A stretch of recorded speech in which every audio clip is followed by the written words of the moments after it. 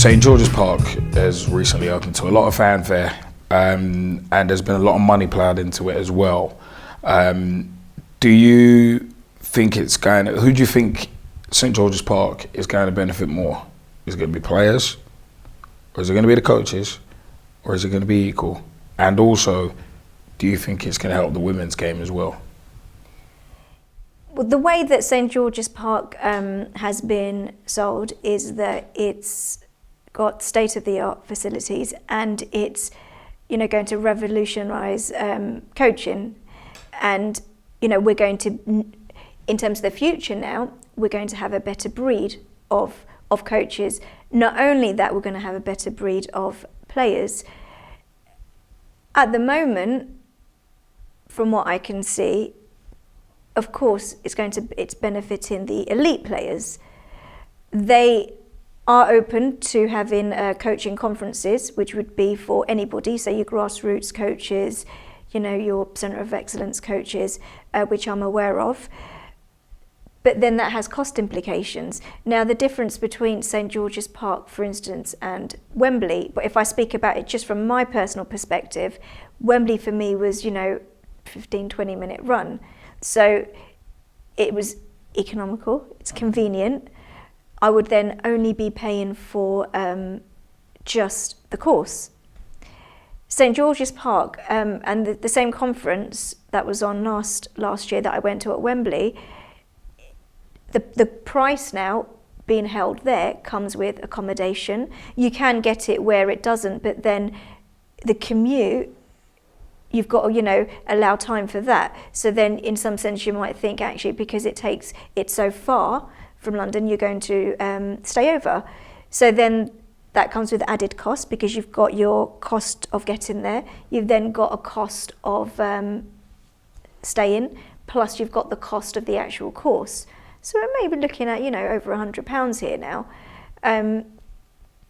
So it's supposed to also help coaches. Will that cost element deter coaches, grassroots coaches, from going? That is questionable. I'm not sure. It's deterred me. Mm-hmm. This is purely based on what I think and how I feel. It's, you know, I looked at the cost of it and I thought, I loved the conference, was brilliant. The quality of the conference at Wembley, you know, the coaches' conference last year was excellent. I wouldn't go this year because it's very expensive and it's far for me to travel. So I would want to stay, but paying up to about £200, you know, for a 2-day conference, ooh, it's, you know, it's quite pricey. So there's been a lot of talk, actually, you know, to do with who is it going to benefit. Of course it's going to benefit the elite players, we know that, yeah. You know. If it is going to develop coaching, I do believe that. I do believe that we will have a better breed of coaches, and I do believe that we will have a better breed of players. How much of that will come from grassroots, that I don't know.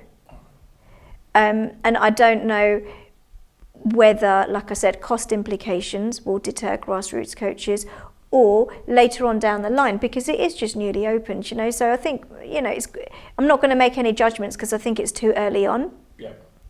And we've seen the camps, you know, used for the England women, for the men's, you know. So in terms of the women's game, I think that definitely it will have an impact, and certainly on, you know, online they've shown video footage of some of the England players at the training ground, and talking about how the women are positive about the facilities at St George's Park, which I think is really good. Yeah. So in that side of things, I think definitely it will impact. The only thing I'm questioning is how much of an impact will it have on grassroots coaches, which makes up a massive percentage of, you know, of the coaching population, I think. That's the only bit that I think I'm not sure about.